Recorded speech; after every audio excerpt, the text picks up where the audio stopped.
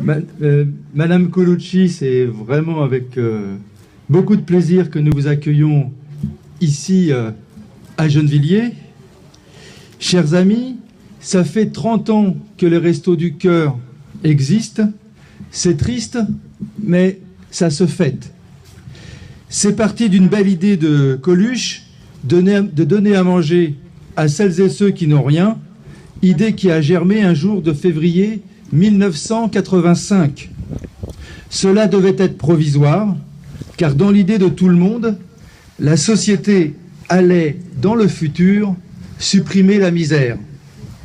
Nous sommes dans le futur, 30 ans après, non seulement la misère n'a pas disparu, mais les inégalités se sont accrues. C'est triste d'être obligé de fêter aujourd'hui encore l'existence des Restaurants du Cœur. C'est la signature d'un chèque de 3 millions de francs. Pour les plus jeunes, ça fait 458 000 € aux impôts qui font dire à Coluche, je cite, « Avec tout le pognon que je donne, si tous les mecs qui ont du blé comme moi s'y mettaient, on pourrait régler le problème et rien qu'avec l'argent de mes impôts, je peux offrir près de 200 000 repas. » Il venait là de poser à sa façon la question encore plus d'actualité aujourd'hui du partage des richesses. Cette idée que les richesses créées dans notre société aillent aux nécessiteux est bien une valeur qui l'animait. L'absurdité de la situation, c'est qu'aujourd'hui, nous créons plus de richesses qu'il y a 30 ans, mais elles sont toujours accaparées par quelques-uns.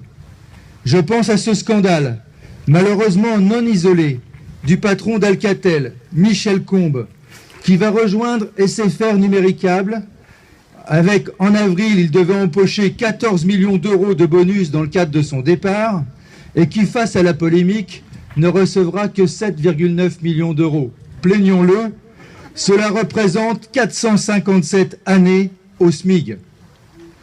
Nous ne vivons pas dans le même monde que ces gens qui, le plus souvent, comme le disait Figaro, dans la pièce du mariage de Figaro de Beaumarchais, donnée à Gennevilliers la première fois en 1783, je cite, « Noblesse, fortune, un rang, des places, tout cela rend si fier.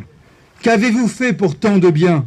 Vous vous êtes donné la peine de naître et rien de plus. » Cette bourgeoisie égoïste qui sans doute explique aux salariés qu'il faut se serrer la ceinture est la même que celle qui a refusé à Coluche, il y a 30 ans, d'accueillir les Restos du Cœur dans les villes autour de nous.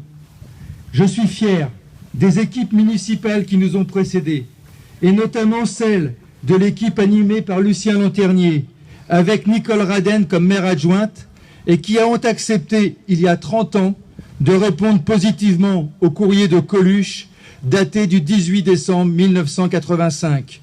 Fier que la générosité gennevilloise se soit une fois encore exprimée avec l'élévation ici même d'un chapiteau le 21 décembre 1985 sur le terrain de rugby de notre ville.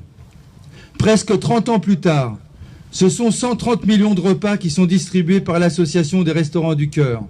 Et la barre d'1 milliard de repas servis depuis leur création a malheureusement été franchie. Aujourd'hui, on parle de travailleurs pauvres. Ce sont des jeunes, des retraités, des familles qui, grâce à l'activité des Restos du Cœur, mais aussi d'associations caritatives comme le Secours populaire, le Secours catholique, la Croix-Rouge, grâce à l'activité des bénévoles de ces associations, et permettez-moi de saluer aujourd'hui plus particulièrement les bénévoles des Restos du Cœur. Grâce à cette mobilisation, les gens vivent un peu mieux, mais pas bien, juste un peu mieux. Les politiques d'austérité votées à l'Assemblée nationale en France et en Europe touchent toujours les plus pauvres, fragilisent les salariés. Un monde est à remettre à l'endroit quand les 1% les plus riches détiennent un quart de la richesse en France.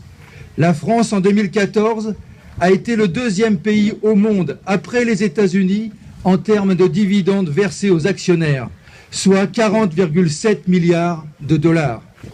Chaque anniversaire des Restaurants du Cœur est le témoignage de l'échec des politiques économiques et sociales, de l'échec d'une pensée unique en matière d'économie.